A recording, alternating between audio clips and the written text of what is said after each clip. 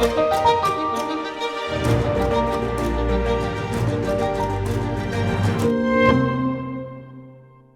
following is a conversation with Bill Gentile, veteran foreign correspondent, award-winning documentary filmmaker, and a photojournalist. Unlike other conversations, this one is heavily edited to protect the privacy of the subject discussed. If you like it, please click like and share and subscribe. And if you really enjoyed it, there is a Patreon link in the description. So, man, Awesome. it's been a happy while. to see you. Yeah, and thank you very much for coming. Let me start with something which I read in your book. So I'm talking about the Wait for Me, True Stories of War, Love, and Rock and Roll, which is this amazing book, like absolutely amazing. The link will be to purchase this in the description. But there was one event in the book, like when you described that in El Salvador, you were like walking a street and suddenly a beautiful girl runs toward you and puts her phone number, name, and a note, "Call me," in your pocket, and then goes away. Can you tell us if you ever met that girl? I do, in a time of desperation, I call upon her, and we meet up, and this story is over. I got to tell you, I never liked El Salvador, and I'm quoting almost word for word the words that I printed in the book. El Salvador had drawn too much blood from too many people, and too many of those people were my friends and colleagues. In the 1980s, while Nicaragua was dealing with the Contra War, El Salvador was dealing with a much bloodier, much more cruel situation, and it cost about 75,000 lives in a 10-year period. And during that period, I think the number was about 12 journalists were killed in Central America, covering the conflicts. And 10 of those, if I'm not mistaken, 10 of those were killed in El Salvador. What's happening today, like in the past year, I think it's 124 journalists and media workers were killed around the world. And journalists, freelancers especially, are targeted intentionally by governments around the world to get rid of them. They just want to get, because they'd rather do their business, dirty business in the darkness as opposed to in the light. And that's where journalists comes in. We are the ones who are there to shine a light into the corners and to hold, power up to a shining light so that the people can see who's doing what. Why are journalists hunted, like literally hunted? That doesn't seem to be the case in the past, or at least not that commonly. So what has changed? About 70% of those journalists killed around the world in 2024 were killed in Gaza. So it's absolutely intentional. And there's never any consequences for having killed a journalist. I thought that Mexico was still one of the most dangerous places on the planet, and it is. But it doesn't measure up to what's happened in Gaza. I think a couple of things are happening. The public is getting more coarse and less feeling than it ever has been. I believe that at least in America, too many people have lost their sense of critical thinking. Yeah. I really believe it's a sad remark, but I really believe that the Americans have lost their awareness, their sense that we should be doing something that makes us stand out as that shining light on the hill. But coming back to 1980s, 70s in Latin America,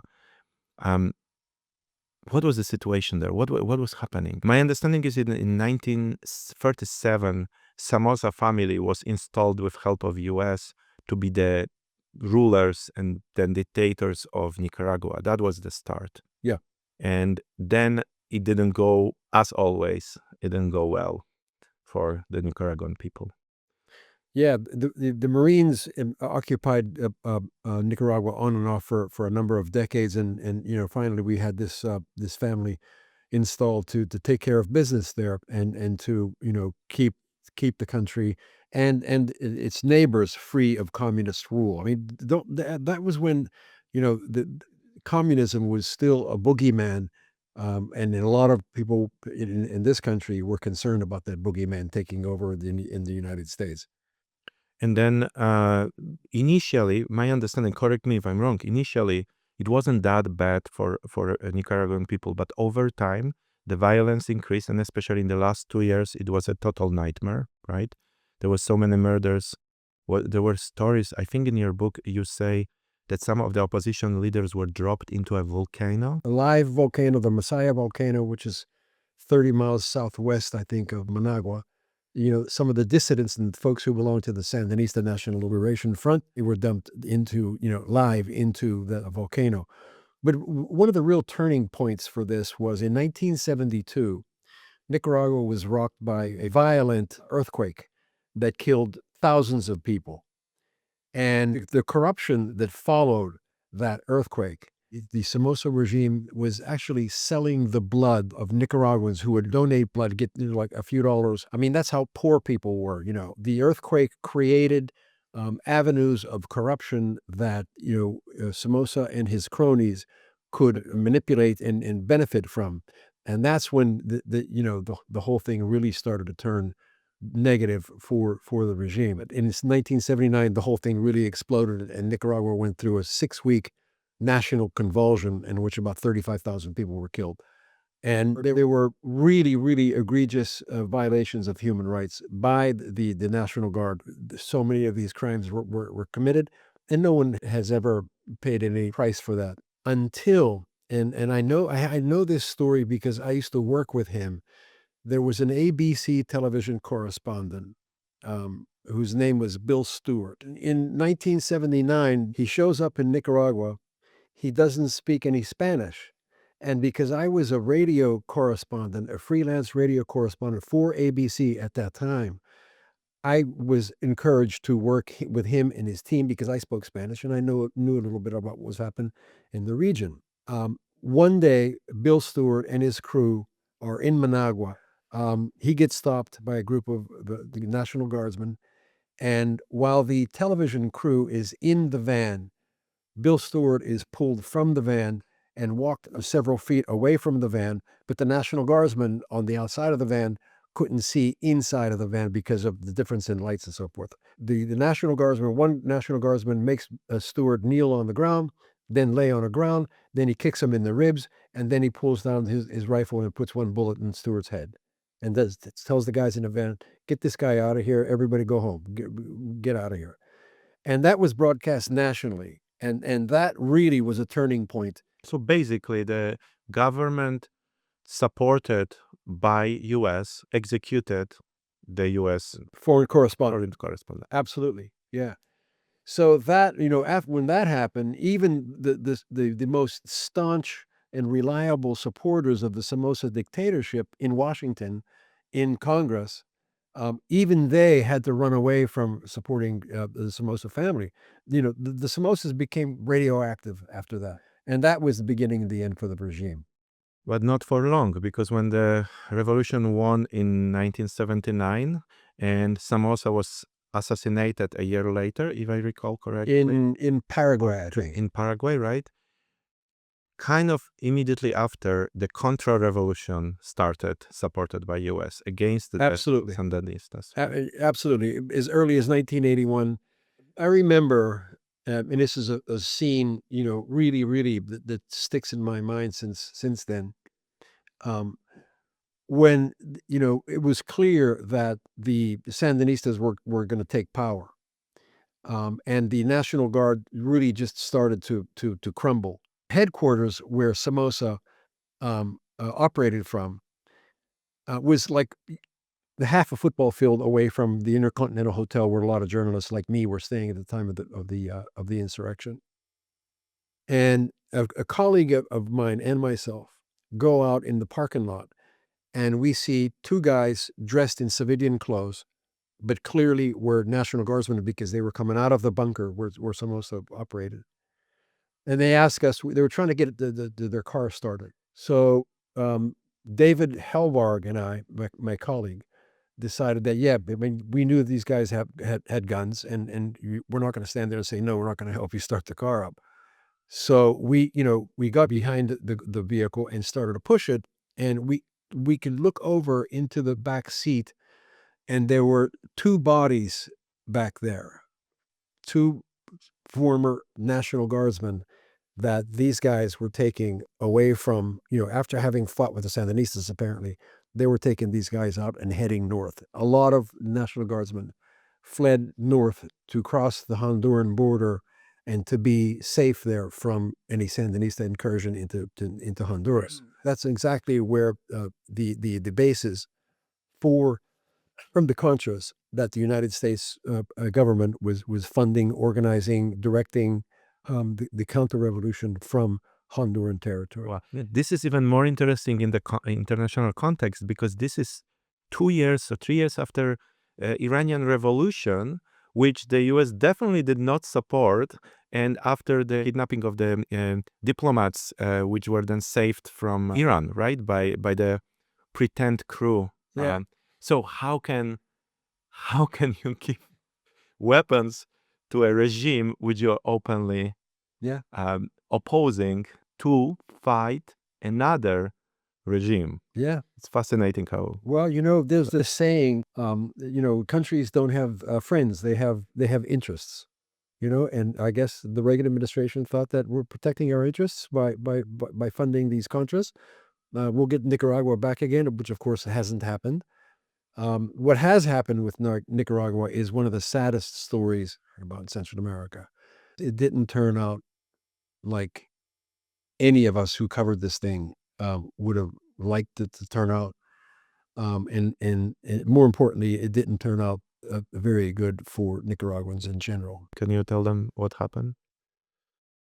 I will, and I've got to be careful because my first wife and family, some families still live there, but it's been taken over. When the Sandinistas took power in 1979, there were three factions that Fidel Castro had urged these folks to get together, as opposed to, a lot of bickering and pushing back and forth for power. There were three factions that eventually did pull together to win the revolution and get rid of the National Guard. And at that time, not even the 9 members there were three leaders from each of those components of fighters. Not even they had the crystal clear idea and a collective idea of how they wanted the country to look in 10 years. I don't think there was a lot of agreement between them. And it turns out that Daniel Ortega, who was first elected president in 1984, I think, then lost the next election and then promised to rule by rule from below, via their strength as a political party. He has managed to become basically president for life, and his wife, Rosario Murillo, now is vice president probably for life. I think not even the greatest critics of the Sandinistas could have conjured up this situation if they tried to. It's just beyond belief, Well, maybe I'm more cynical, but I don't think it's beyond belief. I don't know any revolution that ever, except for maybe American Revolution, ended well. The story of just as a tangent, the story of Russian Revolution. And Lenin was a young boy when his brother was killed planning assassination of Tsar. Tsarad was in total disarray in 1887, I think. And it was killing people on the streets. People were starving. It was absolutely bloody regime. And Lenin's beloved brother Alexander was killed. So Lenin promised to take revenge and managed to do that by taking power and executing the entire Tsar family for the death of his maybe for the death of his brother. And this moment, many intellectuals in the West were hoping that this will bring some utopian communist country. And what happened after was not only bad, it was so much worse. It was 100 million dead or 60 million dead, depending how you count it. It was gulags. It was the Glodomor in Ukraine, worse than the bloody dictatorship of Tsar Nikolai Tsar. So if you read history, revolutions always end up by corrupting the revolutionaries into wanting the power. And I think Ortega's story is very typical, not atypical. If I remember correctly, in 2018, Ortega, who was fighting for rights of Nicaraguans in 1980s, actually killed many civilians in protests. 325. Yeah. I think that's the number, 325. Doesn't this make you cynical about the world? It's heartbreaking. It's really heartbreaking. And I know, the book that you have in front of you, it was reviewed by a guy by the name of Alan Riding. And Alan Riding is a brilliant guy. He's a British guy. He was the New York Times correspondent. And he made the comment that he and many journalists like him covered Nicaragua during that rough period. And he said the difference between them and me was I actually lived it. I married into a kind of a prominent Nicaraguan family, who my then wife, my first wife, she was adamantly a pro-Sandinista, as were her parents. And the whole family was involved in the revolution. And her younger brother was wounded terribly in a battle with the Contras because Danilo, her brother, was a member of the Sandinista army. And he's still alive. He's completely blind, can't really care for himself at all, doesn't really understand, I think, the situation that he's in. But I mean, we're talking about he was wounded in 1984, I think. So do the math. That was a hell of a long time ago. Yeah. And he's still being cared for 24 hours a day, by my first wife and the assistants that she hires to take care of him. So for people like this, and for people who had to move from Nicaragua, because they were seen as enemies of the regime, of the government, it's really hard for people like probably me, who I've lived in a country that's been pretty stable for the past, as long as I've been alive. That kind of disruption of your life is just, it's really profoundly difficult. Yeah, and the fall of all your dreams, or everything you fought for, Everything. its entire life, work wasted in a sense. Yeah. Coming back to the situation in Nicaragua, because I think people don't know the story well enough. So in 1990 or 1989, Sandinistas lost elections, right? So there were 3 elections which they lost. Yeah. And that's why you had to move with your wife, Claudia, or maybe you didn't have to, but you did move with your wife Claudia, to Miami, right? That was the context. Well, it was, we had to get out of there because basically the story was pretty much over. Journalists go to places where there are troubles, and those troubles have to be significant. And Nicaragua, as part of Central America, for that almost that entire decade of the 1980s, generated news almost on a daily basis. I mean, what was happening in the U.S. Congress, what was happening in Nicaragua and El Salvador, with the Contra War growing, with more and more people being killed in El Salvador by death squads who, that were trained. Some of them were trained by the United States. There was just an abundance of information and news and turmoil and violence to keep people like me working consistently. And when peace came, a lot of that energy just dissipated. I think a lot of Americans were okay. That's enough of this. They lost interest in the region. perhaps because things weren't so dramatic anymore.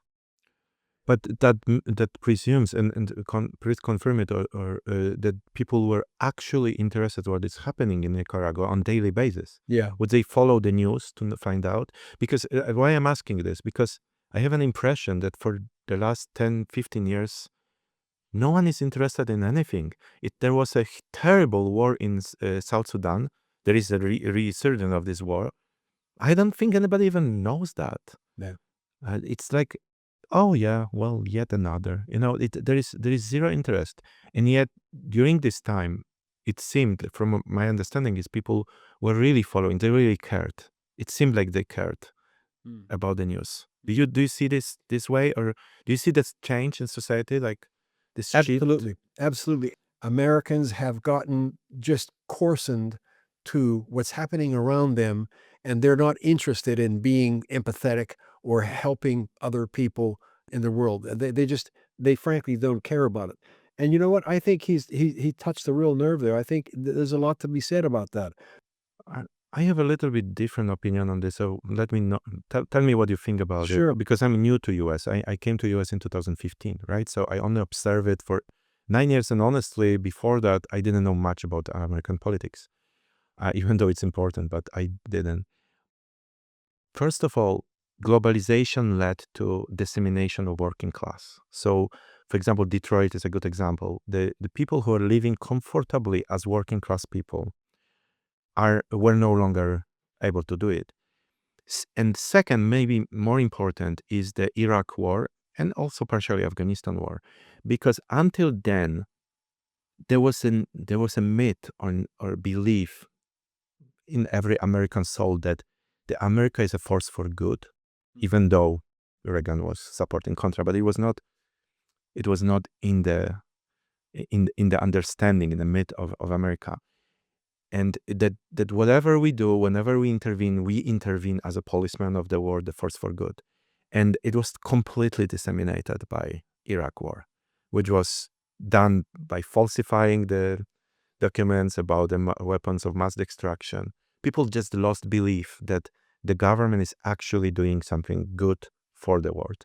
So these two combination of these two things, the fact that people felt they are relatively poorer than they were, that they no longer can live this, the next generation will not do better than the previous generation, and the feeling that the moral superiority they felt as Americans over the other nations, it was disseminated by this offensive, unjustified war. You have to remember who Saddam Hussein was. He was not a nice guy. He killed thousands of people, including children, by using chemical weapons, right?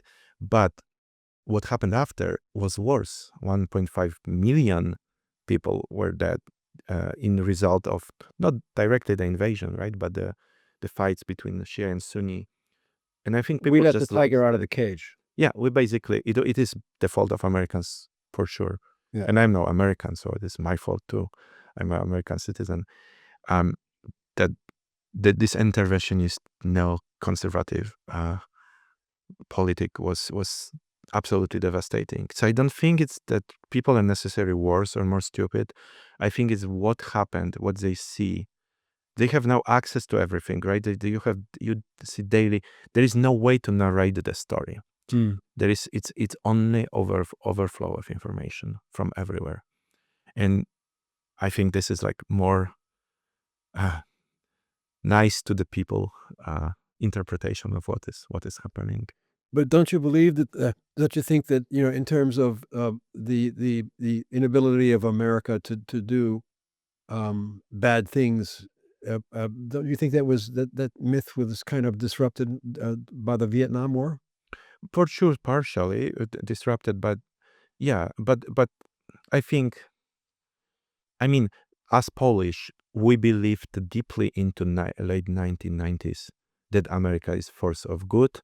It's fighting the evil empire of Soviet Union, right, until the Soviet Union fall in 1992, and then for a while this was common belief, and I think it was common belief in most of the world, despite already examples of Nicaragua and Central America. People were not aware of it. I was not aware of it, right? I was only, and yes, for sure, the Vietnam War was a disaster, and but that was like one example of a disaster. There were other examples which were more positive, I think.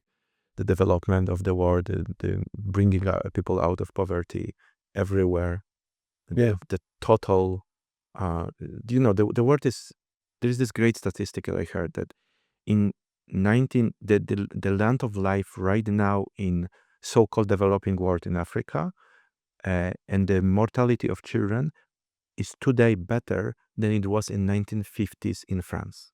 So there is definitely progress. There's this progress, right? We see the progress. There is also a lot of issues because, as people with the progress, people lost belief in progress. They think that everything is going to disaster. I don't know. It's very difficult philosophical problem, whether it's better or worse, whether it's really. I see what you mean, but I'm not sure if it is like generational problem. If it's really the younger Americans don't care, I'm not sure. They definitely don't care about the stories. That's for sure, right? About what? About the stories of like South Sudan and so on. Yeah. But the reason why they don't care seem to me, just look at Afghanistan, right? So we go to Afghanistan to fight Al Qaeda and Taliban, and then we build Afghanistan. We allow girls to study, and there is a disaster, but there's a relative equality, let's say, as much as you can, and then we leave, and it's a total go back to original. It's extremely discouraging, right? Yeah. So I think that might be the deeper reason than just saying that people don't care. People don't care for a reason. Yeah, I don't know. It's just my opinion, as a kind of external observer. So, but I want to come back to, since we Sure. have limited time, I want to come back a little bit to your story because I find it so fascinating. So let's make it a little bit more philosophical and less specific. Do you think,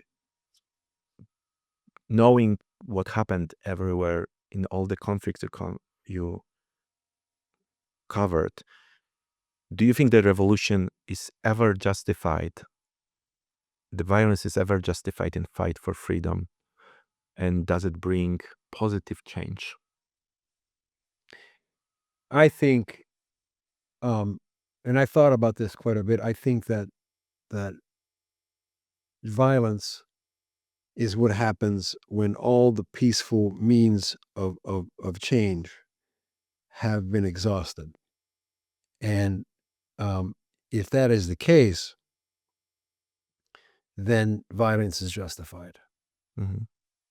I actually agree with you. I think many people will not agree. Many people are very naive, but Polish has a long tradition of fighting for independence. We lost country for 123 years, and if we did not try to uprise against Russia and Germany during 19th century 3 times, always failing, always dying, we wouldn't have a country.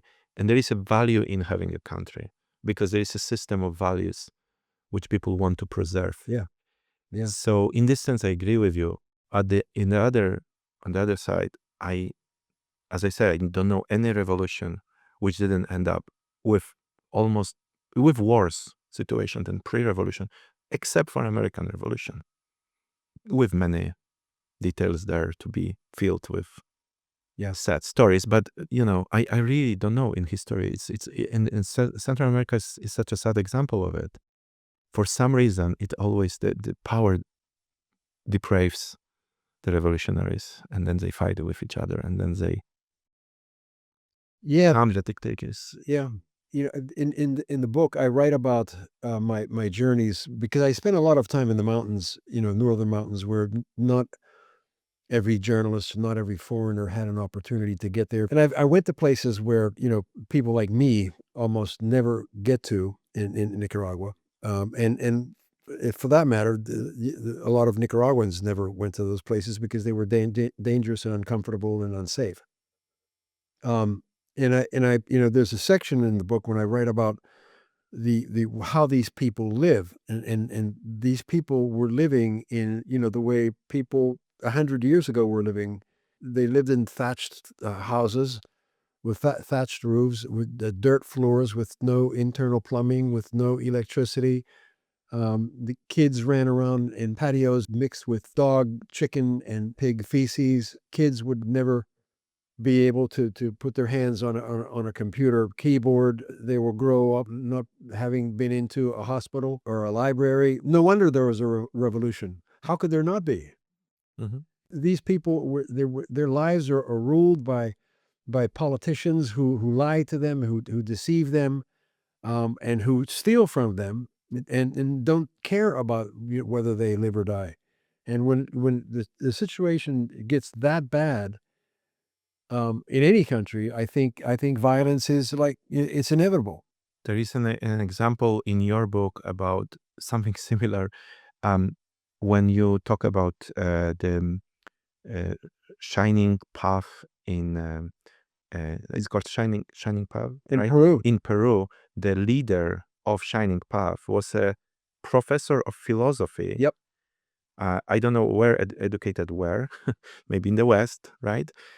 Who creates an organization which is so bloody and so insane that it is very difficult to comprehend. It's comparable to Gulag or Nazis camps, right? It's they were just, the the Khmer Rouge of Latin America. yeah, the Pol Pot's Yeah. Khmer Rouge.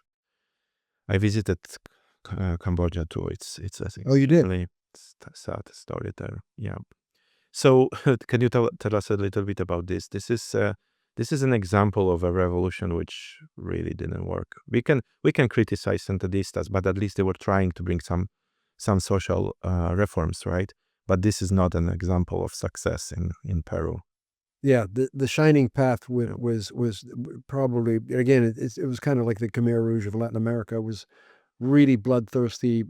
They, killed enemies, men, women, and children, because those people wouldn't go along with their plans to create a peasant society in Peru. I think I'm one of the only, myself and a colleague, Joe Contreras, a Newsweek correspondent. I think we're the only two Americans to get inside of the inner realm of Shining Path and to get out alive. Yeah.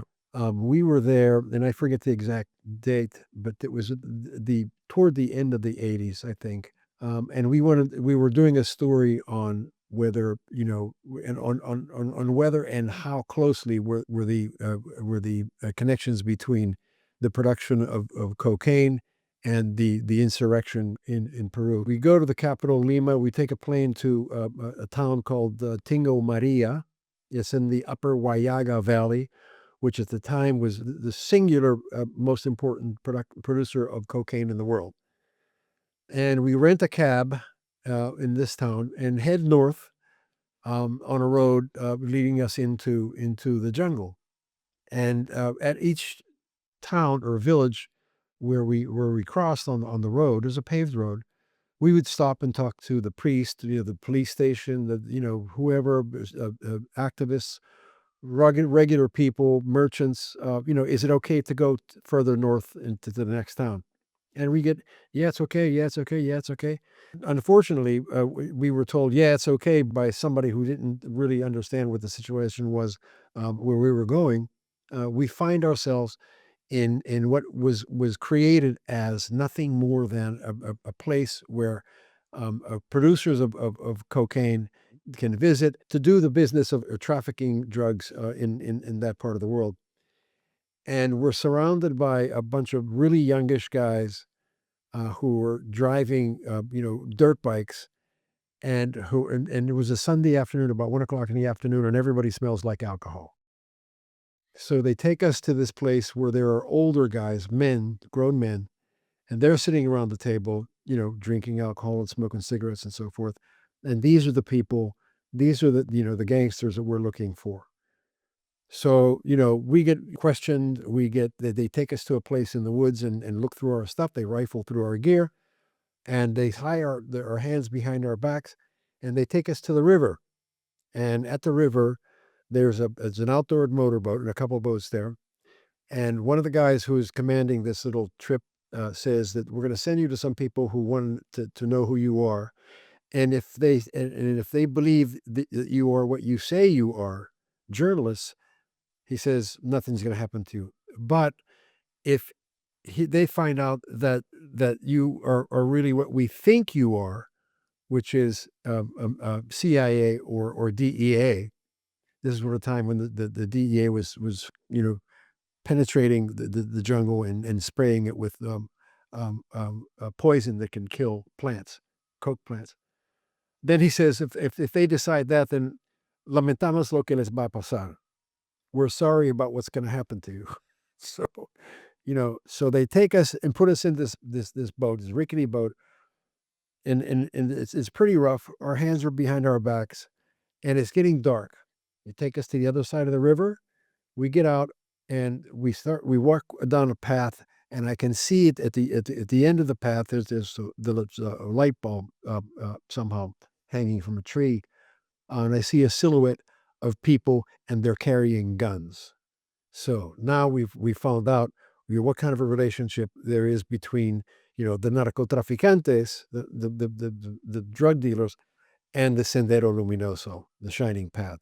And for the next 2 days, these guys are trying to figure out what do we do with these two white boys, from the United States. Do we hold them for hostage? Do we kill them? Do we let them go? What do we do? So it was a real package for them. So for a couple of days, Joe Contreras and I they keep us in a woodshed, right? And they take us out to go eat, to whatever. And we watch these guys. It's like everybody is a drone. No one talks, no one looks at each other, and we're interviewed by a progression of people with power. Right. First, there's a commander of this little group of people. Then there's the guy that ran the place where we were, and then they called in another guy, a middle-aged guy. He had a work done on his denture, so he was probably educated somewhere. He spoke. He was articulate, and he had the final interview with us that we conducted there. And Joe Contreras pulled a rabbit out of his hat, and we're trying to convince these people that we really are, journalists. And Joe says, and these guys are Maoists. I mean, they think people like Daniel Ortega and the Sandinistas, these are wimps. So, they're not, they're Marxist Leninists. We're Maoists. We know what's really happening. So Joe says, even Mao gave interviews to American journalists, which is the truth. And one of those journalists was, I think it was Edgar Snow, and he wrote a book. I think it was called Red Star Over China, and it became his interview with Mao became that book, and everybody knew that book and its history and so forth. And when Joe said that, this middle-aged guy who we think had some education, it was like a light switch went like that in his head. You could almost see it. And so Joe gets that out, and he says, okay, and he says, meeting's over. And these his buddies take us back to the woodshed where we are. The next morning, early in the morning, some kid comes, in and opens the door. He's got a gun with him, and he says, "Let's go." So that was, I mean, you can imagine what we're thinking at that moment, right? Let's go. So he walks us back to the river, where we crossed a couple of days previous, and basically sends us off to cross the river, and that was it. On the way to the riverside, for some reason, the kid, wanted to show his expertise with a gun. So he pulls an orange or grapefruit off a tree and throws it into the river. And the river's moving pretty quickly. And he takes a shot at it.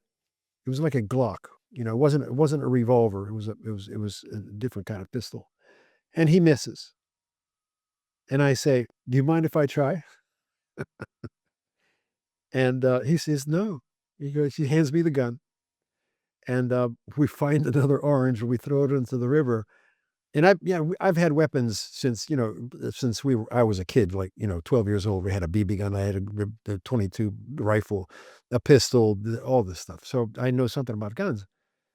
And, miraculously, I hit the orange. And it was, and I think that might have been a misstep on my part, because he was either thinking, wow, this guy's pretty sharp, he knows guns, or this guy's really sharp and he knows guns because he's CIA. So you shot at the orange, I should. and that was a mistake because you might have been a trained CIA In officer. retrospect, it was probably the wrong thing to do. Mhm. In retrospect, um, but it didn't. I didn't figure it out until years later. Well, on this level of stress, you were about to be executed. You thought you were about to be executed. Yeah, yeah. Where's this guy taking us? It was early in the morning, and when we got to the other side of the river, back where we started this whole thing, there were some of the guys there who were at the beginning of the story sending us over to the Sendero Luminoso to be interrogated and maybe to be killed.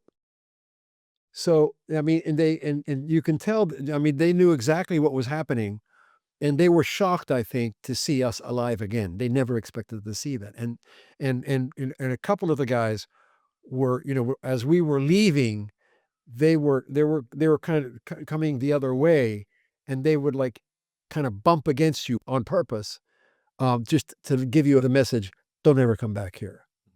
And they didn't grant you an interview, despite Mao granting an interview to the Western. Well, I think you're still happy to have survived it. Yeah, yeah. I mean, that was Joe Contreras, who I think saved their lives. Yeah. Yep. He was Harvard educated, right? You said Joe was educated at Harvard University. He worked for the newspaper there, the Crimson, at Harvard. You can talk to Joe Contreras right now. You can call him up and say, Joe, what were you doing in in the summer, like August in 1984? And he would be able to tell you. He has unbelievable recall. He's a terrific reporter, and he's a really, really good writer. Really good. I wish I had this kind of recall. Me too. It's just I barely remember events, especially when they were stressful. Yeah. So that's very useful for journalists. Oh, big time. Yeah. Big time. I wanted to kind of understand this a little bit. Like, what is the process? What do you think happens to a person like this Guterres, who is a philosopher, educated professor, and then turns into the most violent ideology on the planet, on par with Nazism, and then actually performs it? What is happening in the brain of people? How these people accepted it? Do you think you can get trained into being a murderer, like the kids you are describing, walking around, taking an orange and then killing someone and taking another orange, not really being affected after a while? I can tell you that there's a numbing effect when you see violence. And I can tell you in my own experience, you get used to it.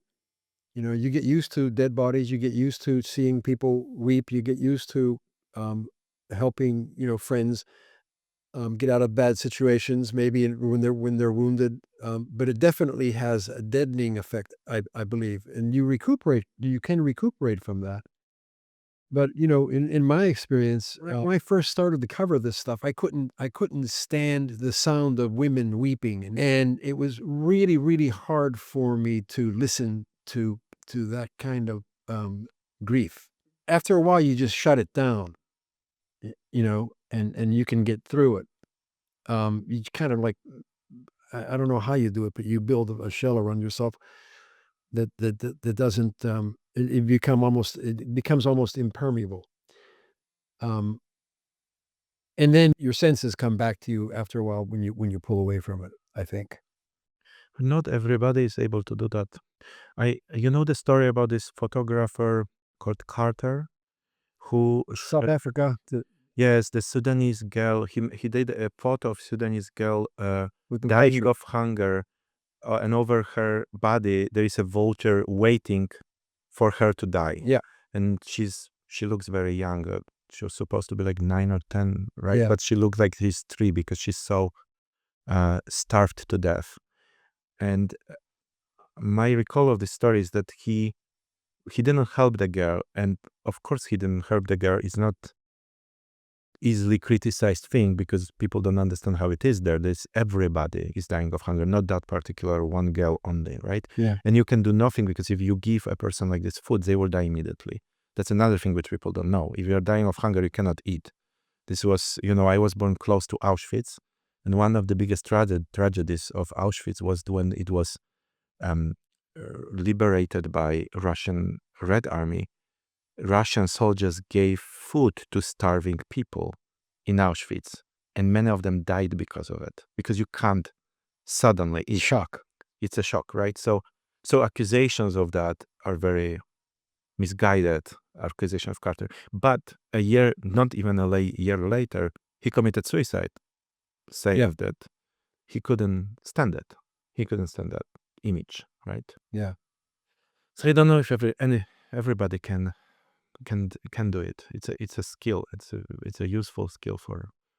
Yeah, I think so. There are a lot of journalists who have seen much more than I have. I hesitate to call myself a combat photographer or a conflict photojournalist because there are a lot of people, as I say, who have done much more of that kind of work than I have done, and I'm not about to try to steal their fire. So one thing is numbing effect of seeing violence, but I think there is an effect of the ideology itself. I believe that literally any ideology, and it doesn't matter if it's right wing, left wing, there is, I don't know, center. It could be a religion very easily. Any ideology can overwrite your built-in moral compass to an amazing level, to just amazing that a normal person can become a monster. Oh yeah, yeah. I have a little tangent on it. It's just it's not that fascinating like your stories, but I found it psychologically fascinating. So I was traveling in China and I wanted to go to Pinyao, which is a ancient city in China. So I was looking for someone who would translate for me because the problem is that in China the Chinese language is based on thousands of signs, which if you don't know how to read them, you cannot even find a train because there is no index, right? Like in any language, you don't need to speak the language. You can find like Maragua, right? Yeah. And then there would be written Maragua. You can go by train to Maragua. But in China, you have to match the sign, right? So I found a girl who was going to translate for me. She spoke English and we traveled together. And she was a lesbian. It's important that she was a lesbian because it was shortly after homosexuality was decriminalized in China. It was decriminalized first time in 1997 and then in 2001. And she was telling me stories that she was in jail for being lesbian, right? So she was oppressed by the Chinese Communist Party, right? So I thought, okay, well, I'm here with a dissident. I accidentally found a dissident, right, in China. Maybe I should tell her something. She speaks English. So I gave her to read the intro to the Lonely Planet guide for China, which talked about Mao's revolution in very clear terms. How many people died, what. Wow. She read it partially, and then she said, she never wants to read anything that speaks negatively about her father of the nation, Mao. A girl who was in jail for being lesbian was so brainwashed that couldn't stand a criticism of Mao. It's a little story, but I just find it amazing. It shows how you can, change through education, through indoctrination. It can change the brain to not function correctly. So I'm married to a Cuban American woman, and I guess this is okay. I can tell you this. She has family back in Cuba.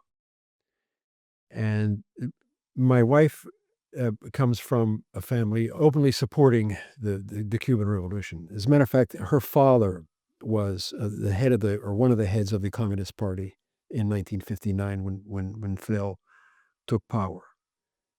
He was one of the guys that Fidel went to and kind of, got his support, along with the support of other leaders, political leaders, religious leaders, labor leaders, to get all their support to overthrow the regime. And Esther's father actually went to the mountains with Fidel, the Sierra Maestra, to train and he was one of the guys that came down, Los Barbudos, the bearded ones from the mountains, to take power in 1959. And her older brother is a guy who has worked in secret police. Yeah. There was like CIA slash FBI combined state security. Yeah. He worked for 32 years, decorated, done a really good job because he wanted to be walking in his father's footsteps, right? In 2017, I think it was December 30th, a couple of guys come to his house and say, "You have to come with us." And they take him away. And long story short, he's in jail now supposedly for 12 years for treason and for espionage. He didn't do anything, he's not a spy. He's just somebody has a grudge. Who knows?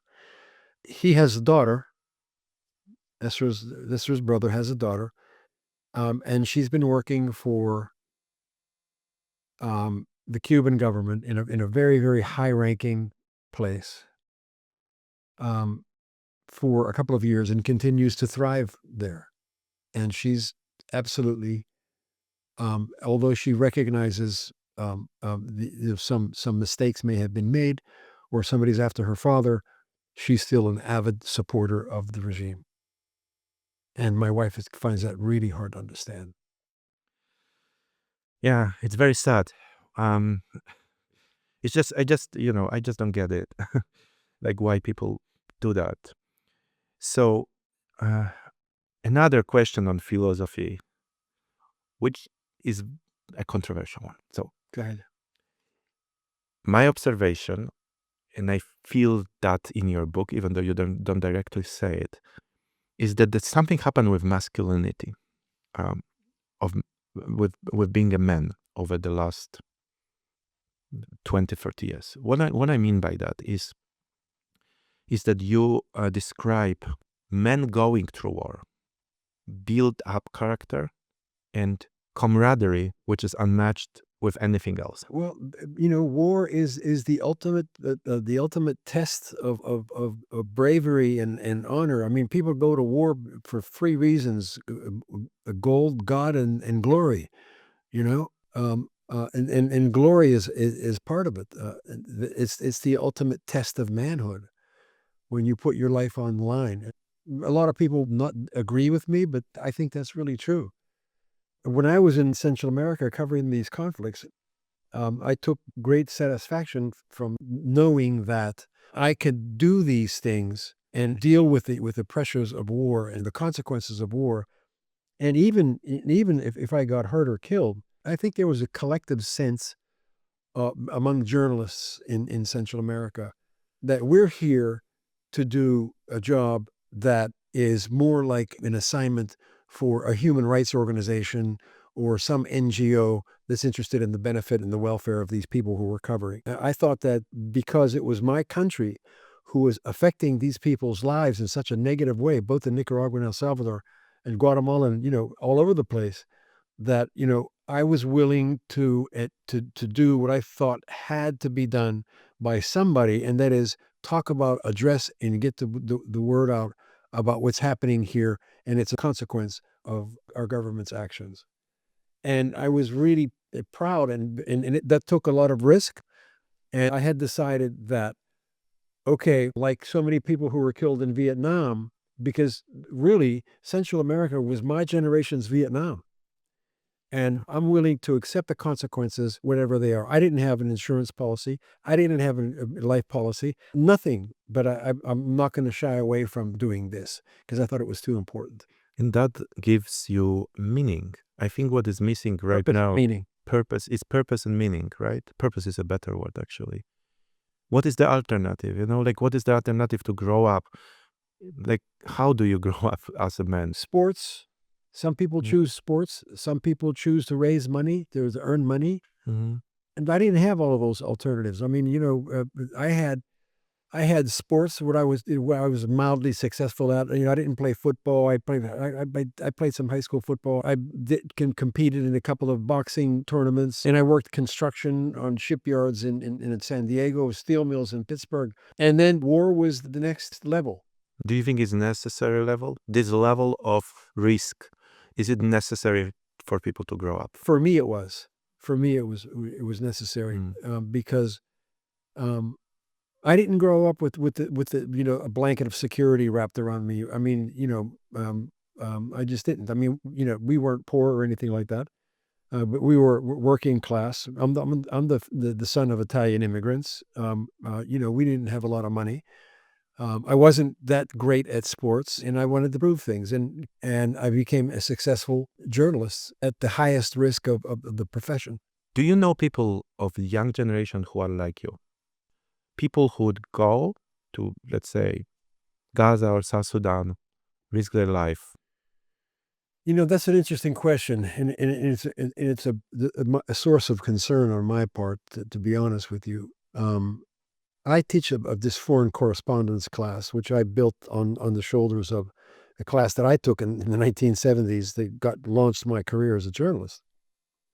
The dean of our School of Communication at Ohio University Athens, Ohio University in Athens, Ohio, was a correspondent for the Chicago Tribune. He covered World War II, and went on to live and work in Latin America after the war. He hooked me up with an editor friend of his who was the editor of the Mexico City News, and I got an internship there that was supposed to last 10 weeks. Then I was supposed to go back to the States and write a paper about it. Well, I stayed at the paper for a year and stayed in Mexico for 4 years, during which I covered the Sandinista Revolution.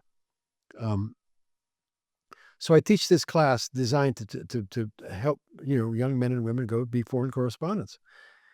And actually, two of my students are exactly in situations where they wanted to be, and why they came to take my classes.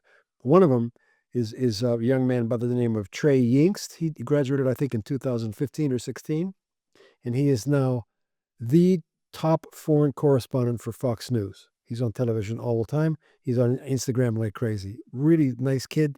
He's based in Israel. There's another person, Lama Al-Arian. She's a Palestinian American. She works for Al Jazeera. She's based in Beirut, Lebanon, and she covers the same stories that Trey does: Gaza and Ukraine. I ask students. I'm teaching a course in it's called AU Encounters. It's a new experimental course that said, how many people here want to be journalists? And there was one kind of sheepish, hand up by a young woman who said she thinks she wants to be a journalist, not even a foreign correspondent. I asked my other students, how many people want to be a foreign correspondent? Nobody raises their hand. I'm finding that students like Trey Yingst and like Lama Al-Arian, there are not a lot of them these days. I find these students that are coming in to meet me or to see me or in my classes now, they're risk averse. They don't want to take chances, and their parents don't want them to take chances. They want to go to a school where they get a job, and they want to have a major where they get a job immediately, after they graduate, and where they can have security and comfort. I mean, those are the days when guys like me were dying to get out of the United States and go. The seed for my entire life, I think, was planted during the Vietnam War by the work of photographers who filled Life magazine. It's a big thing like this, Life magazine, and you had double trucks that open up. You'd have a picture like this. I mean, extraordinary. As a matter of fact, I put a copy of one in my memoir. I don't know if you ran across it yet, but that really planted the seed of my curiosity and wonder about how, these people go out there and make these pictures of like this incredible stuff, war, tumult, disaster, and how they document these human emotions that we all share, and I don't find those kind of students now. I did years ago, but over 24 years, those kind of people, they've gone like this, Mhm. dropped off. Do you know why? I don't know that anybody really knows why that is. I think it's a combination of things. Certainly, the coarsening of our cultures. Certainly, the internet itself.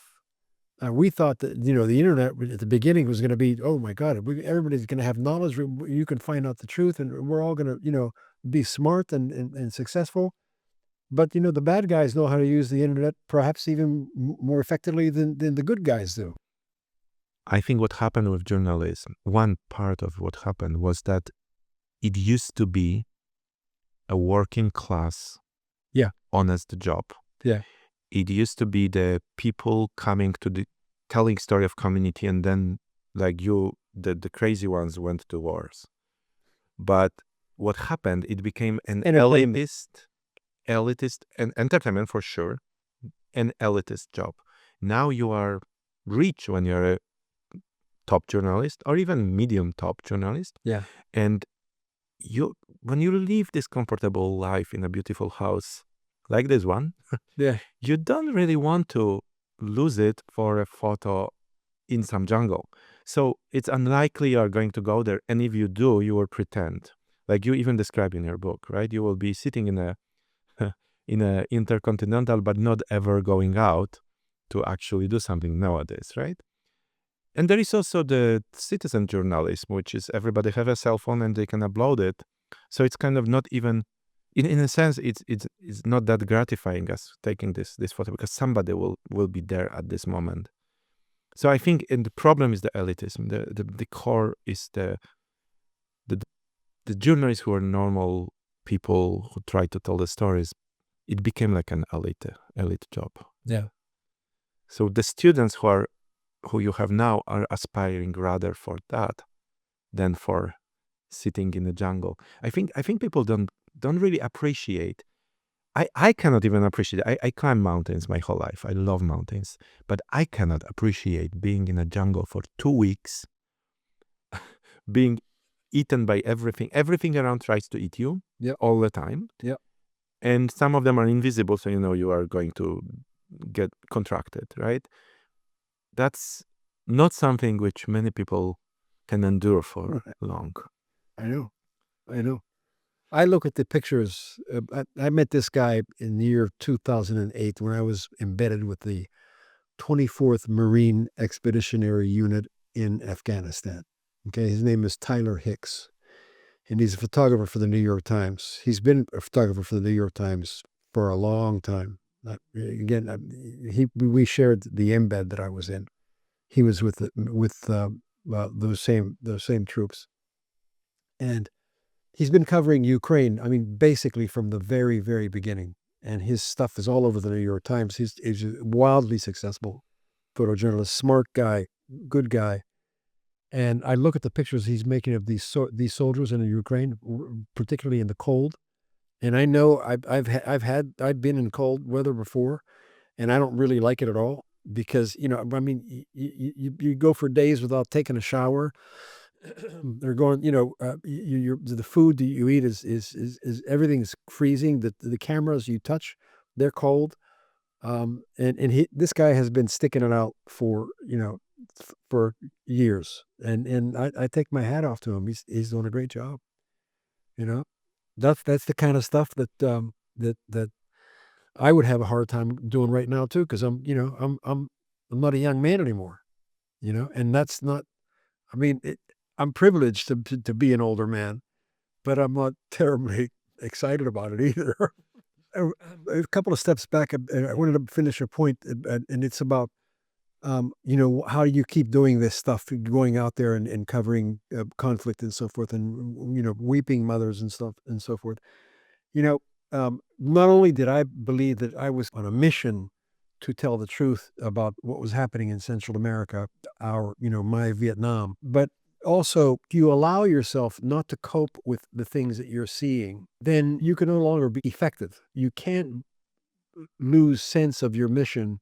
You can't break down and fall apart and succumb to the sadness around you, because if you do, then you stop being effective. And your whole reason for being here is to be effective. I mean, there were just a handful of us that that at that time Newsweek had, I think, like 12 contract photographers around the world. I was in Central America. They had a couple of people in the United States. They had a guy in South Africa. They had a guy in Israel. They had a guy in Paris. That was it. Time Magazine had a few more, but we were between Time Magazine, Newsweek Magazine, U.S. News and World Report, Life Magazine.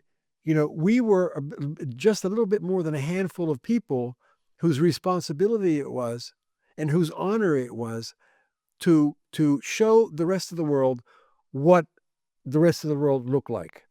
What Nicaragua looked like, what El Salvador looked like, South Africa looked like, apartheid and whatever. That was an extraordinary responsibility and gift. I worked as a photojournalist in what I consider to be the golden years of photojournalism. Those years are over now. That's gone, because everybody, as you say, everybody has, one of these cell phones, and they don't have to send me to Guatemala to cover the earthquake, because they have 15 guys who put their stuff on Instagram 20 minutes ago. Yeah, and I think there is a deeper problem. What I noticed in your work by reading this, you were accused of being pro-communist because of of being supporting the revolution in Nicaragua, and then you were accused of being anti-communist. But what I noticed, which was super clear, is that you are extremely traditionally fact-based. So when there is a story that Sandinistas did something bad, then you cover it. Yeah. And you'd state the facts. When there is a story that contradicts something, then you cover it. There is no ideological bias on a level which I think all media are now prone to. They really seem not to care what are the facts. No one agrees on facts, and facts are still facts. If we can only get the facts right, then we can have a discussion, you can have an opinion, but let's not change the actual real facts. Yeah. There's a lot of that going on. In defense, however, of some of the legacy outlets, I think the New York Times does a pretty good job. Do they have a bias? Of course they do. The Washington Post, it has its own bias too, but I think those organizations try to get it as appropriate and get the facts as right as they can. I don't know of any outright instances of plagiarism or lying to the public. At least I can't recall many of those. I could, but I don't want to get too political. There's in every media you can find, unfortunately, in recent years, outright lie, which was done for a political reason, or maybe with good intentions. Like, okay, I will give you one. So the invasion of Iraq. I mean, yeah. Well, of course, that's the best example. That was a big fucking everybody was covering it, right? Yeah. The Associated Press covered this thing like a cheap suit. You know what I mean? They did a great job of covering it.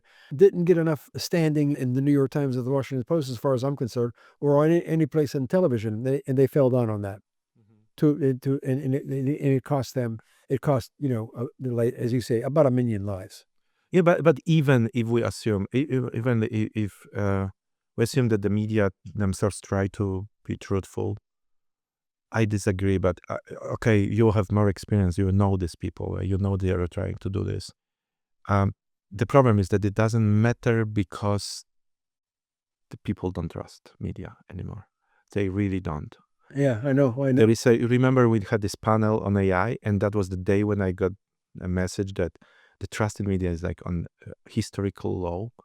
So in a sense, it doesn't even matter. When we were lived in communism, the media could say today is the 1st of January 2025. It would be the 1st of January 2025, and we wouldn't believe it because it was the government media seeing it, right? We went to such a level of distrust that it was just impossible to tell us anything. Like, the production of crops this year was higher than last year, right? For sure. We didn't believe anything. And I see this process happening in US, and that is the end of democracy. If there is no trust, if there is no, well, okay, I don't want to be that negative, because there is a trust issue with legacy media. But what seems to happen, is that there is independent journalism growing because of the other media. Famous example will be maybe you heard about them. This is new Free Press with the girl from the woman from, I forgot her name. Oh my God, from New York Times. She was ousted from New York Times. She started her own organization. She's trying to really do a good job. She has a left bias. She's trying to really do a good job on covering stuff. Right. There is Matt Taibbi. It's interesting journalist. Right. Independent. There's a lot of this individual independent journalists. What about Amy Goodman? Amy Goodman, yes, forever, Democracy Now, forever, right? Forever independent. So that's what I mean. There is still these people which are trying to be as close to truth, regardless of what they beliefs are. And they're growing. It seems like I don't have TV. I don't watch TV. I only watch social media, I mean, specifically YouTube. So I'm listening to interviews, podcasts of these people, and I find it much more in-depth and much more objective than the traditional media, you know. So maybe this is just an era. Maybe this is it's very sad because the authority does matter. You know, you have to trust somebody. And now I have to trust a random popular person on YouTube. Yeah. I trust them because of their personality, because I never caught them lying. But it's just one person, very easily corrupted. It's not an institution. They can be paid to tell me something and I will never find out, right? Yeah. So coming back to the Earth. To Earth, and specifically to South America, specifically to Central. I wanted to ask you about this fascinating story in the book, and I highly recommend to everybody to read this book because it's amazing read. It should be a New York Times bestseller. I'm serious. I'm not flattering you. I'm like, I love it, and I read a lot, and a lot of travel books too, and photojournalist books and so on. It's amazing. So coming back to one of the stories, you mentioned that when you were in Havana, in Cuba, you were approached by a very interesting guy who told you something, right? Yeah. Fascinating story, actually. I was with my second wife, Esther, who was born and spent 27 of her first years of life in Havana. So I'm celebrating, I think it was one of our anniversaries. Esther and I were in Havana visiting her family, and we went to have dinner at a local restaurant, and we're walking home, and we hear this hey, trying to get our attention, and I turn around, and it's some guy standing below a street light, and I'm thinking, well, this is not going to be anything fun. He won something, or something's wrong here. But at any rate, I stopped. We moved closer to each other, and it turns out that the guy says, "You're Bill Gentile, aren't you?" And I said, "Yeah, I am." And he goes, "You worked in Nicaragua during the 1980s, yeah?" And I said, "I did." And he says, "Well, I'm so and so, and I got to tell you that I was with the state security back then, and I was dispatched to Managua, where you lived, and my job was to infiltrate you and your family, your Nicaraguan family, because Russian security people, KGB, told us that you and a colleague of yours were very dangerous CIA agents." I mean, it's hard to describe the paranoia, the sentiment that was swirling around these countries, because everything was like very serious. I mean, if I was a CIA agent, considered by the KGB and now, the Cuban government, my life would have been a hell of a lot harder than it was. But it's a measure of how paranoid and how much power was at play here. Um, I was an American journalist living in the home of a prominent Nicaraguan family even though I worked for Newsweek magazine and United Press International, the Sandinistas always suspected that I was a CIA agent, you know? But what would be the better cover than that? This is a perfect cover. If CIA could recruit you, it would be. Yeah. And I know from personal experience, from the things that I can't tell you about, that, there were CIA agents swarming around the place, and some of them pretending to be journalists. Mhm. So in places like Nicaragua, I was considered, a threat by the Sandinista government because they thought, well, I was a CIA agent. On the other hand, later in the story, I'm in places like Honduras, covering the Contras. They think I'm with the Sandinistas. So everywhere people like me turned, we would get suspicion on who we really were, and it was justifiable, that suspicion. But it just goes to show you, how much an intrigue-filled place this was. But these folks had to play ball with us, if you will. They had to allow us to work. Why? Because it was people like me, people like who work for magazines like Newsweek or the New York Times or Time Magazine. We were the ones who created, the appearance of these people in Washington, D.C. And everybody wanted to look good in the eyes of the people who ran the U.S. government. The Sandinistas wanted to be seen as liberators, as democratic new rulers of Nicaragua. Their enemies, the descendants of the Somoza dictatorship, they wanted this to appear to be freedom fighters fighting to get rid of the communist regime in Nicaragua. In El Salvador, the people running the government there, who depended on millions of dollars in military aid, wanted to be seen as a civil rights respecting government that the United States should support, whereas the guerrillas who were fighting to overthrow the government, they wanted to be seen as Robin Hoods trying to liberate their country of an oppressive military dictatorship. So, everybody depended on Washington to a certain degree, and they knew that they had to play ball with us to get what they wanted. Do you think it's possible that your perception of Sandinista was smartly manipulated? Right. What I mean by this, when Bernard Shaw went to Stalinist Russia, he was shown something famously called Potemkin's villages. So they were fake villages which showed that people live under communism, very happy life. They were literally the agents who were pretending to milk the cows and so on, while everybody was starving. And he came back and he said that this is a paradise on earth, right? He was a supporter of Stalin. He was openly Stalinist, but he was also being cheated by Stalin to show it. Do you think there's any chance, or they were not that sophisticated like the KGB? Like, do you think like they would be trying to hide anything from you, or like making an impression, or being super nice and so on to like lure you into believing, which clearly didn't work, right? But you like trying this psychological game. I think the ties between the Foreign Press Corps and the ruling Sandinista government and its assistants were a lot more cordial and less diabolical than people would like to think. I mean, I married a Nicaraguan woman who is openly Sandinista, and her family was openly Sandinista, and she turned out to be, what she is today, a normal Nicaraguan living in the consequences of a failed political process.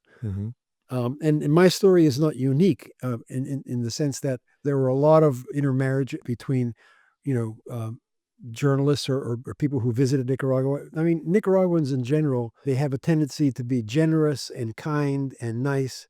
Of course, there are exceptions, but I don't think that the Sandinistas were that diabolical, that conniving to pull the wool over the foreign press eyes. And on the other hand, do you think there was a CIA agent which was suspecting you of being a KGB agent and investigating you, like the KGB agents investigating whether you are a CIA agent? Oh, I know. There were people investigating me. Oh, wow. No question. Yeah. Is it even legal to investigate an American citizen Well, investigating, I remember being at a demonstration, and this was in Messiah, I think. And I was there to make pictures. It was a pro Sandinista demonstration. There were, scores of these things everywhere you turn. And I would turn around occasionally and make a picture of the people walking toward me, right? And I noticed a couple of times there was a guy in front of me, and that every time I would, turn back like this way and walk, with the crowd going that way, he would be making pictures of, and I'm standing right in the middle of this frame. You know, real journalists don't do stuff like that. They try to keep, correspondents or, knuckleheads out of the pictures, and they want to get to the core of things and show the demonstrators, doing what they do. So that and other evidence from really, really knowledgeable people led me to believe without reserve, with no doubt, that I was being looked at and checked out and checked out. Who knows what happened to those pictures? Who filed them? I have no idea. But it was an American. Did you have any journalistic assignments in Havana too, in Cuba? I've done a lot of work in Cuba. I've done short films, a couple of wire services. I've written stories out of Havana. They know who I am. As a matter of fact, there was an occasion once when I went to Cuba during one of the boat lifts, one of the big massive migrations out of Cuba, because people were just unsatisfied with the system and how they were living. And you had to have a visa to get into the country back then. And I applied for a visa, just a tourist visa. And standing on the shoreline, watching Cubans pile into these homemade boats.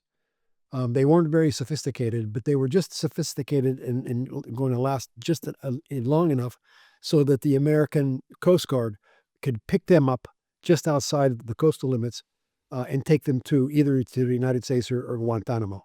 Okay.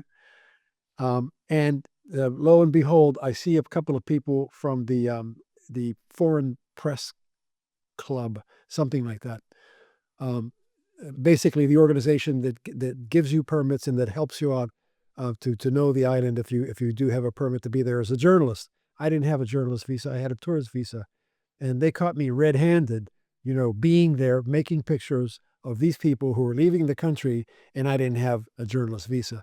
They let me slide, because they knew who I was and I had dealt with them before. And I just said, I'm just here, as a tourist. And I happened to hear that these guys were jumping in boats to get off the island. I was not punished. I was not arrested. I was just kind of like got a slap on the back of my hands to not do this again.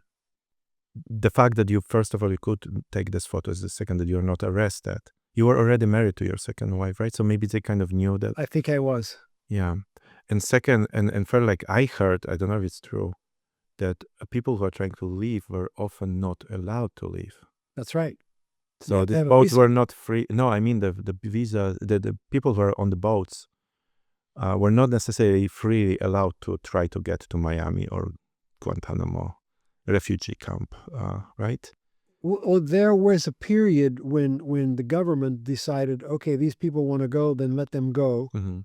And these people that I was making the pictures of that day, they were in fact, there was no official, as far as I know, statement that you can leave.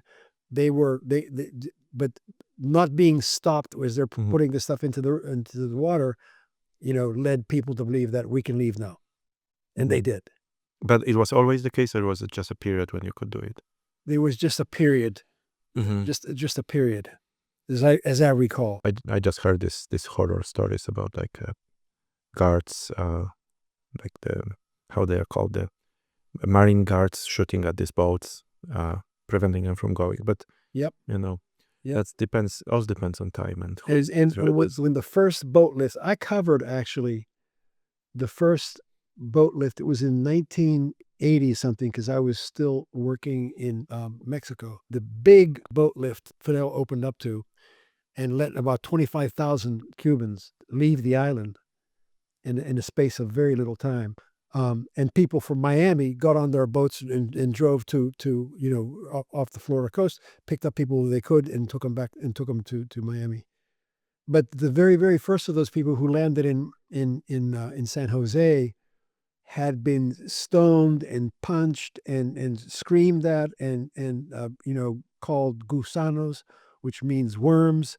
The regime has had back then, and I'm sure they still have, these little groups of people who are their kind of civilian activists, who they can call upon at any time to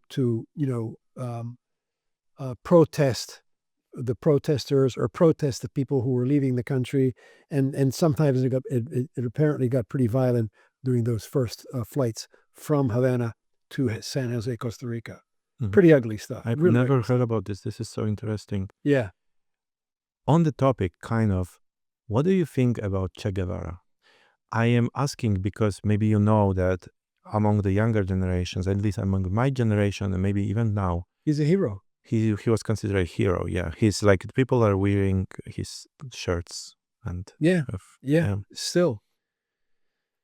It was a different time and a different place. And for that, Che was not, a really relaxed kind of guy who was all concerned about human rights and so forth.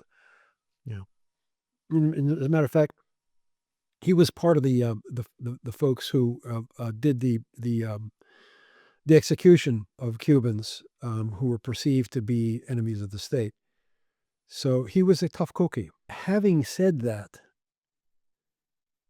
if you go to places steeped in inhumane conditions of poverty, I can understand how people like that would be taken out, would be executed by people like Che because of their own cruelty and disregard for their people.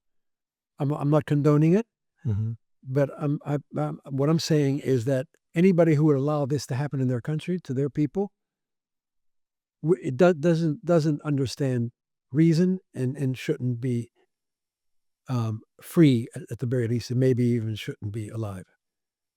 I'm not condoning that. I'm just saying that I understand how people feel. Was there also a controversy about his?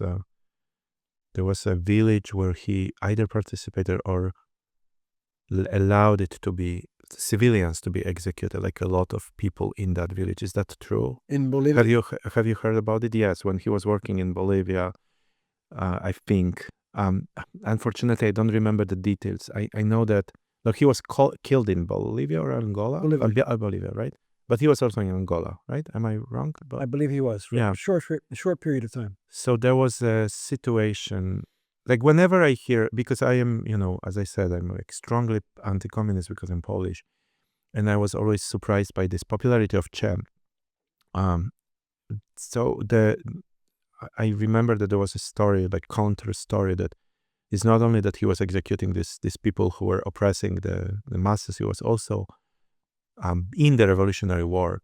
There were large amounts of civilian victims. They were like, somebody supported the previous dictatorship.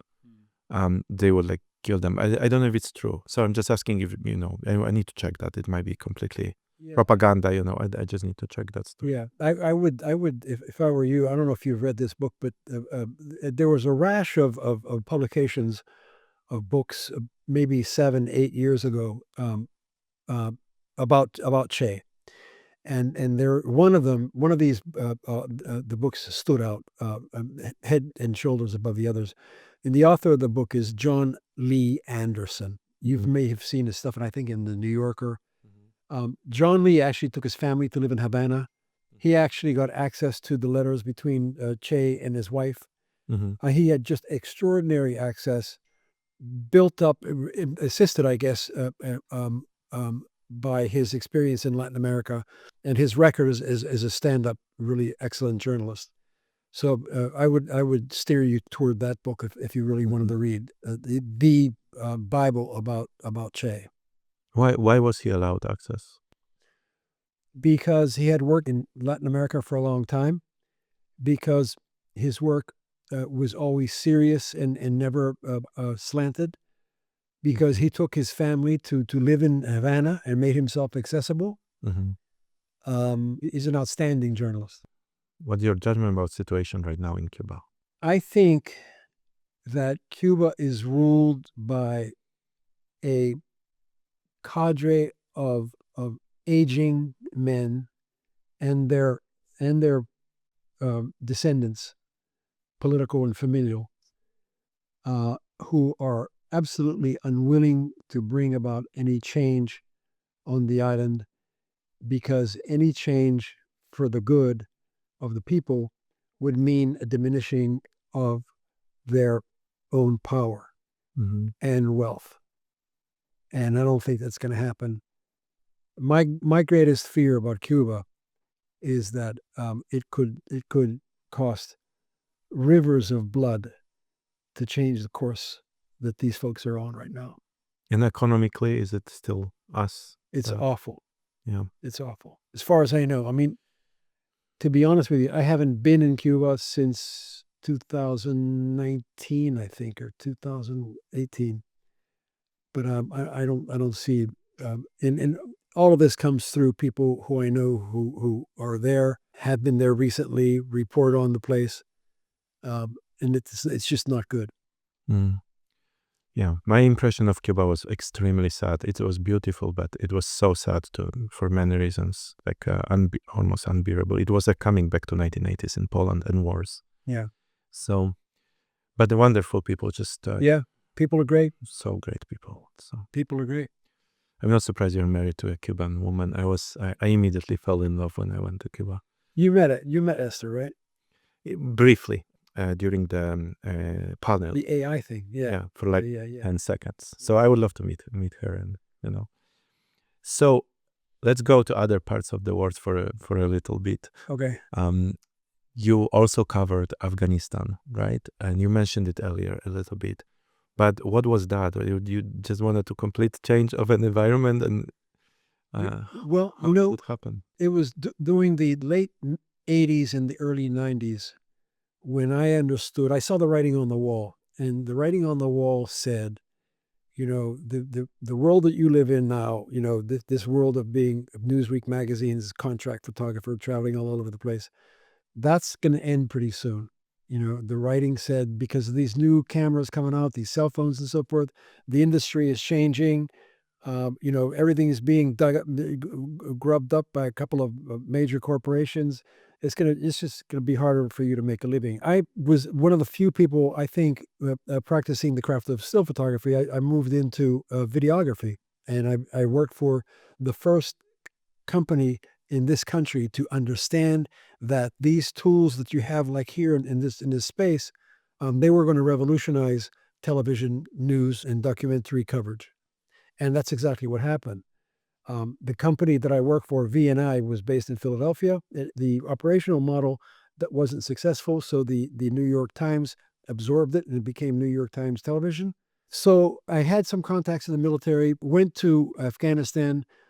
They said, we'll pick you up at such and such an airport, we'll bring you into the main camp, and then eventually we'll send you out with the 24th Marine Expeditionary Unit on a circuit. And it turned out that I had a commanding officer from Boston, Captain Sean Dinan, and he and I got on like a house on fire. I mean, he told me, and this is a quote, "If you're crazy enough to be here with us doing what we're doing, I'll let you do anything you want to do as long as you don't get in the way of my Marines. And if you do, we're sending you home." I said, "I got it. No problem."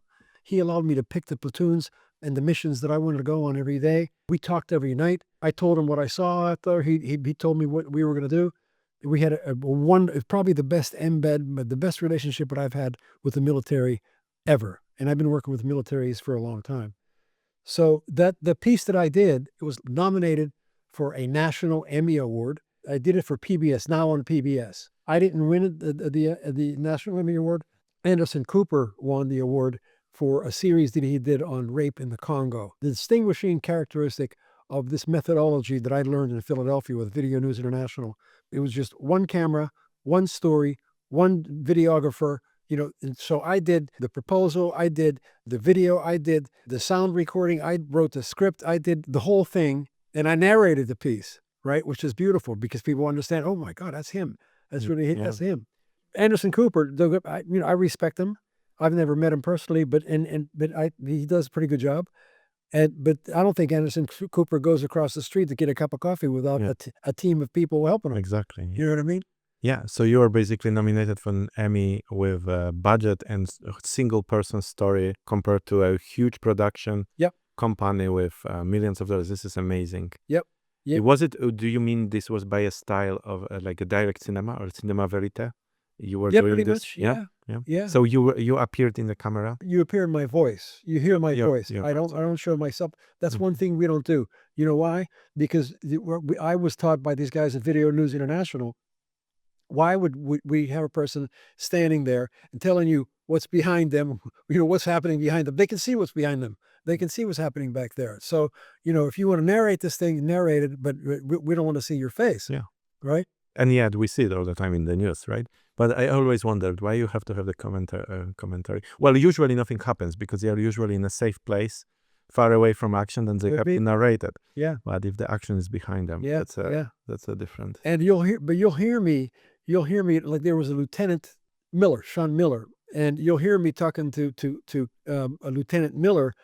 I'll say, "What's going on, Lieutenant?" And he'll answer the question. So it makes the audience feel like, "Whoa, we're actually there with these people." I can hear the correspondent as he just asked him what's going on, and then the lieutenant answered him. So there's an intimacy there that we create that just can't be created with a guy with a microphone, and action happening behind him. Yeah. It is so sad what happened with Afghanistan. I mean, the first the idea of spreading democracy through force. It reminds me of the idea of how was it called, sword and fire spreading Christianity in Middle Ages, right? Yeah.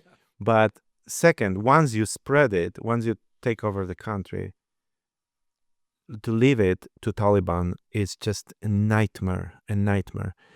I haven't been to Afghanistan. I've been to India, and I had one experience which maybe is related. I met a woman, a Muslim activist woman, who was fighting for Muslim rights in India, because there are issues between Muslims since the split with Pakistan, Muslims and Hindu. She was like fighting in Jodhpur.